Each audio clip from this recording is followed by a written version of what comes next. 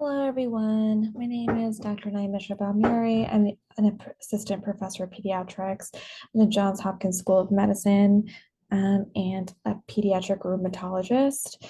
Today, I'll be talking with you all about juvenile idiopathic arthritis, and this will be specific for primary care practitioners. I have no relevant financial disclosures. The objectives of this talk are to help you understand the presentation, clinical manifestations, workup of JIA, to identify patients who may have reactive arthritis, and for you to feel more comfortable with working up Lyme's arthritis. And there will be 2 questions at the end to sort of assess reaching these objectives. And as always, I tend to like case-based lectures. So the first case is your first patient of the week has come in for a sick visit, and it's a 2-year-old female with a swollen knee. So mom noticed that the left knee swelling has happened for about a week. Not sure how long it's been swollen before that though. There hasn't been any fevers, maybe a limp. Our child doesn't seem to be bothered at all, and there's been no recent illnesses. No medical history, up-to-date vaccines. They've been getting some Tylenol for this. There's no allergies. Dad has type 2 diabetes, but no autoimmunity within the family. And a little girl lives at home with her parents and older sister who is well. They have a cat. Physical exam, I mean, you can look at that picture already. You can see that the knee is quite swollen. And so here we have a vital signs that are normal and growing well. It's always important to look at the growth chart because certain kinds of diseases that present with arthritis or concern for arthritis can be inflammatory bowel disease, cancers, these kinds of things. And so it's important to look at growth always. And our child is afebrile. Her general pediatric exam is negative and she's quite happy and chatty. And then you can see that swollen knee. We went ahead and got labs, which all look normal. We found that she was positive ANA, RF negative, and CCP negative. So remember, an ANA is not diagnostic of literally any disease, but we'll talk about why an ANA is important in this context of JIA. Your differential is fast. Reactive arthritis, septic arthritis, always, right? Malignancy, trauma, Lyme's disease, JA, likely oligotypus, since there's only one joint that's involved. So what the heck is juvenile idiopathic arthritis? So this is actually one of the most common chronic diseases that affect children and youth. It is actually one of the most leading causes for short and long-term acquired disability in children. And so the criteria for JIA is that the age of onset has to be less than 16 years of age. Arthritis has to be present. And so arthritis is either swelling or a fusion in a joint, in addition to limitation of range of motion, tenderness or pain, and increased heat to touch. And so this occurs in one or more joints. The duration of the disease is 6 weeks or longer. The reason why it's 6 weeks is because sometimes you can have kind of post-viral reactive synovitis that can happen that generally would resolve itself within the 6 weeks. And then the onset or type of JIA is defined with the disease in the first 6 months. And so polyarticular is when there is greater than or equal to 5 joints. Oligo is 4 or less joints. Systemic onset is when you have that fever, and that's an autoinflammatory disease. We have quotidian fever. And of course, the exclusion of other forms of arthritis. So associated with lupus, IBD, cancer associated, infection, all these kinds of things. There are 7 different kinds of JIA. We'll talk through all of them.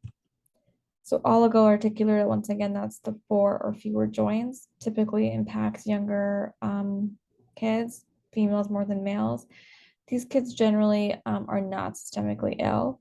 They're typically ANA positive, and we care about that because along with being an oligoarticular JIA patient, an ANA on top of that increases your risk of developing asymptomatic uveitis or iritis, where you have a risk of blindness and other things. So this needs to be treated ASAP and needs to be screened. The affected joint typically is in the lower extremity. It never, ever, ever, never, ever affects the hip or shoulder. And so when you have a patient coming in with warmth to touch in the hip, that's nuance that you need to think about septic arthritis. It's never oligo. Kids generally very, very happy and well appearing. They can usually bear weight, but typically they have a limp generally in the morning time. Because this affects kids that are a little bit younger, parents might say they were doing well with potty training and then have regressed and sort of wetting the bed and these kinds of things because of that stiffness and difficulty bending the knee or sort of getting up from bed and going to the bathroom. There's a variable course. Persistent means they continue to have 4 or less joints, and sometimes they can have extended, meaning that when their disease duration is longer, but then also more joints get involved and it ends up looking more like a polyarticular patient. Psoriatic arthritis has sort of 2 peaks, younger kids and sort of teenagers. Once again, a female predominance, and it typically presents with dactylitis, which we have a picture of in the corner, where you have sausage-like swelling to digits, and this is sort of like the soft tissue, and not actual arthritis. And then you can have monoarthritis, usually ankles, wrists, small joints are more frequent. Psoriasis occurs in 40 to 60% of patients. Sometimes kids can present with psoriasis, the rash. Sometimes it develops it later, but it's important to kind of figure out if there's a family history. So in addition to arthritis on exam, you need either psoriasis or 2 of the following: nail pitting, psoriasis in a first degree relative, or dactylitis. Polyarticular JIA is when there's 5 or more joints, and this is most similar to adult rheumatoid arthritis. There are 2 different forms of polyarticular JIA. There's RF negative, rheumatoid factor negative, and rheumatoid factor positive. We also get CCPs in these patients too, which is another autoantibody associated with poor prognosis. But RF negative have a sort of biphasic kind of predominance, meaning younger kids and then once again teenagers tend to be a little bit more asymmetric, tend to have less weight loss, maybe low-grade fevers. RF positive tend to be sort of that tween age, so 9 to 11. It's very similar to adult onset RA. And then we have upper and lower, large and small joints, and it's generally symmetric. The things we worry about is always spine, neck, and TMJ. So they can also have fatigue and weight loss. You can get subcutaneous nodules with that. Enthesitis-related arthritis, or ERA, is kind of similar to what you guys think of probably with ankylosing spondylitis. That's just not a pediatric disease though, but it's so similar ERA. So this is when the sacroiliac joint is impacted, the spine and enthesis, and that's the where tendons and ligaments kind of are attached to the bone. These guys tend to be associated with HLA-B27. The onset is insidious, and you can have intermittent sort of pain and stiffness, generally in the lower parts, extremities, and heel pain generally. And so generally the sort of history that I get is a kid who's pretty active and does a lot of sports, who's been having lots of stiffness that is over several years, and sort of said, oh, it's probably because of injuries and everything else, and my Achilles hurt because I'm a runner. But generally, that's sort of the history that I look out for. Systemic symptoms are minimal. Back symptoms are absent at onset, but then can be evident. So the things we want to look for are decreased forward flexion. Systemic JA is sort of typically, it's an autoinflammatory disorder, so it's a little bit different than kind of typical JA, but it's under that umbrella. And so this is where you very typically need to have fever that's quotidian, meaning it spikes at night or twice a day, very high fevers that kind of go away on their own. Have a evanescent rash that occurs with those fevers. It's generally salmon colored or red. You can have incredible pruritus that happens with that. Some kids will have hepatosplenomegaly, of course, arthritis, lymphadenopathy, serositis. But what you do have to have for diagnosis is the quotidian fever and rash. The arthritis, tends to happen a little bit later. You can develop macrophage activation syndrome, which is deadly and essentially DIC with fevers. And so this is an emergency and something to kind of keep in mind. Similar to adult onset Still's disease, but a little bit kind of more specific. So JIA, the frequency is not known. Incidence is about 9 per 100,000. Hard to know the etiology. There are some autoantibodies and there's some, research that shows that autoimmunity tends to run in families and kids who have JIA, but hard to know. The thought process is that both innate and adaptive immune systems play a role in this. So a lot of times people will refer patients to me for pain. Pain is one thing, but kids with arthritis tend to complain a lot about stiffness. So stiffness is far more specific and sensitive for arthritis than pain is. And so, kids will generally say that that they have pain with active or stiffness with active or passive motion. So that's a little bit different versus pain. Patients who also have arthralgia kind of always describe their pain as extremely severe and generally improves with sitting still versus, JIA tends to worsen with sitting still in terms of stiffness. So joint stiffness occurs after when you first wake up or after prolonged inactivity. And it's a nice question to ask is long car ride or flight or first thing in the morning. And so you need to have pain, swelling, heat, loss of function, erythema, and these are kinds of things that the joints will show. Joints lose their range of motion, especially in an extension. And so it's important to sort of think about that. For when hip joints are involved, there's a loss of internal rotation reflection. The patterns of JA are very characteristic, like sort of what we talked about before. So when we think about symmetrical involvement of large and small joints, it's a poly-JA. One joint or a couple of joints in the lower extremity, that's oligo, dactylitis, psoriatic arthritis. And so thinking about the lower extremities with enthesitis, right? That's ERA. So it's a very kind of pattern involvement that's important to kind of get when you get a history and then also in your physical exam. There's lots of complications from JA. We talked a little bit before about how this is the most common cause of acquired short and long-term disability. And so this comes from just pain, inflammation. You can develop localized growth disturbances, leg length discrepancies, contractures. Uveitis is something that we really need to keep an eye out on all kids with JA, especially those with psoriatic and oligoarticular, especially remember ANA. Generally, uveitis is asymptomatic unless you have anterior uveitis, and that's what you see with enthesitis-related arthritis. That's sort of like that big red eye that's very painful. Uveitis, because it's asymptomatic, unfortunately, if you don't go to screening, you can develop chronic disease and not even know until you have blindness. So screening is key, and the ANA helps to sort of determine how often these kids need to be screened. So here, there's something kind of for you to screenshot or sort of look through about how often these kids need to be screened. And of course, from a rheumatology perspective, when they come to see me, this is something that I keep in mind, but as their primary care physicians and sort of other people and providers on their teams, it's important to kind of make sure that the kids are doing what they're supposed to be because the consequences are so legit and real, right? So the type of JIA, if they're ANA positive or negative, and the younger they are, the more likely they are to develop uveitis. And so these are all things to kind of keep in mind. And the earlier on in their disease, they need to be screened more often.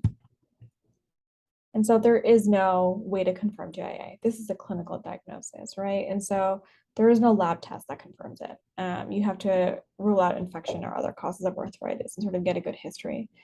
CRP and ESR sometimes are elevated, sometimes aren't. It depends. Like we talked about before, autoantibodies are not diagnostic, as we talked about before. It's something that I will get to help, especially with an ANA, to help decide about uveitis screening. It does not diagnose a rheumatological disease. And sometimes you do imaging of ultrasound and MRI to sort of figure out, and x-rays to figure out if there's chronic disease, erosions, that sort of thing. And so they're our first step. So if you're thinking about, does my patient have JIA, and doing the kind of the initial infectious workup and everything else, After you refer them to me, you can discuss with them using Motrin and that sort of thing. PT/OT is really important. And then, when they see us, we if needed, we start rheumatoid DMARDs or disease-modifying anti-rheumatic drugs. And oftentimes, labs need to be measured every 3 months. And so when they see you guys more often than sometimes they see us, it's important to make sure that their blood work is on target and that it's happening, to make sure that we're not having renal issues, LFT elevations, pancytopenia, that sort of thing. And these kids are at increased risk of infection, right? And so it's really important that they come to see you guys first if infectious symptoms start to be kind of swabbed for flu, COVID, strep throat, all those kinds of things. Case number 2. So we have 13-year-old male who's coming in with a right knee that's swollen for 2 weeks. And so what do you think, things that you need to know is basically the history of when this all started and what's going on. So this child had some loose stool several weeks ago and now is having some fevers and had some fevers with that, but they're currently febrile. So this is reactive arthritis. So preceding viral illness, especially GI illness, followed by, several weeks later, joints that hurt. And so arthritis occurs immediately or after an extra-articular infection. So this occurs more often in adults and children. So adolescents are people that we want to, adolescents age group. 3-to-1 male predominance, also associated with HLA-B27. They tend to have more severe disease and could turn into enthesitis-related arthritis patients. And so you need to know about GI and GU infections. So if a kid's coming to you with this kind of symptomatology, besides doing good screening, it's important to get chlamydia, gonorrhea, that sort of testing. In addition, acute HIV can also present with arthralgia. So systemic symptoms that come with reactive arthritis or arthralgia, weight loss, fever, malaise. Arthritis is typically asymmetric and large joints in the lower extremities. And you can see that sort of triad, right, of arthritis, mucopurulent, and conjunctivitis, right, from Ryder's triad. So that's what this is. So the course and severity varies. So that's important to kind of talk to families about, and can be triggered by a bunch of different pathogens like we talked about before. So you can, get some different blood work and STI screening that could be helpful. Treatment is supportive. So NSAIDs, cold treatment, and avoiding overuse. And obviously, if any of those GU cultures come back positive, treating them and their partners and sort of talking about sex, safe sex practices. Sometimes if it continues to be reactive arthritis and it takes a while and it's pretty debilitating, sometimes we can inject steroid right into that joint that's bothering them.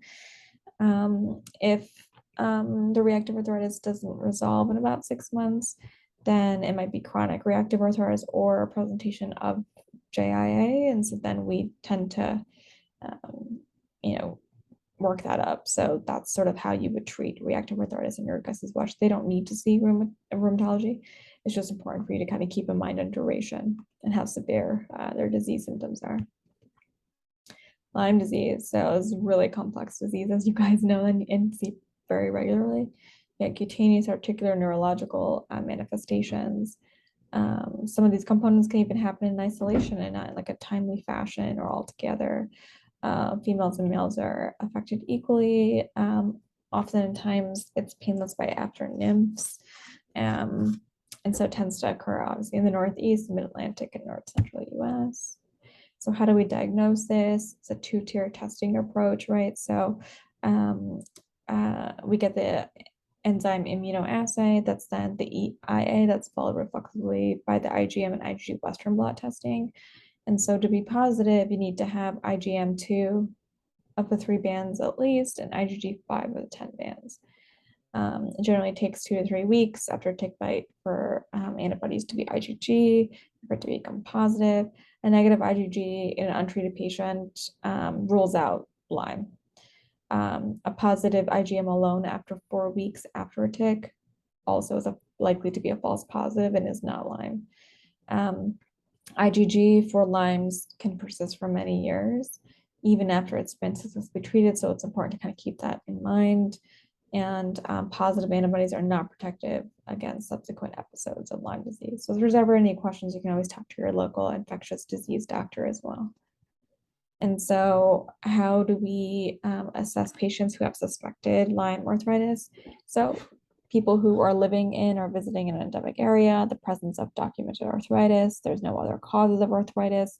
We talked about the enzyme, the EIA and Western blot that should be positive. You start therapy, which is antibiotics, and then you kind of see how things go. Those are kind of the important things to kind of keep in mind for Lyme's arthritis. And so for kids that are younger than 8, a mox would be it for 28 days. For kids that are older, a doxy would be the choice for 28 days. Sometimes you can have post-infectious synovitis, in which case that's like the acute infection is gone, but the kids still have some pain. So sometimes those kids come to see me and we'll inject a little bit of steroid and fix them right up. So those are other things that rheumatology can help with. If there's ever any questions, feel free to reach out to me. My email is listed for patient appointments. That is the call center. So call that number and then option 1 and then option 3. And then the Hopkins access line as well for urgent questions should there be someone on call. And then some questions to kind of see where we are with our learning. So you're evaluating a 10-year-old girl for joint pains for the last 3 months. On exam, she has symmetric swelling, pain, limitation with range of motion of PIPs in her hands, wrists, discomfort with her TMJ movement. Which of the following is most likely? So symmetric, multiple joints, 3 months, 10-year-old. This is a polyarticular JIA patient. 5-year-old comes into your office with a few weeks of limp and pain in her left knee. On exam, the left knee is warm and swollen. Although she is a febrile in her office, her parents say she had a fever all day yesterday. You suspect oligoarticular JIA, but now you're worried about infection. What test gives you a definitive answer? And that would be a synovial fluid analysis, right? Because if you're worried about an infection, you got to tap that joint. One can have an elevated white blood cell count for lots of different reasons. An RF is not diagnostic because you could be positive RF and not have any arthritis. An ANA is not diagnostic of any disease ever. And an ESR can be elevated for lots of different reasons. And so here are my references. Thank you so much.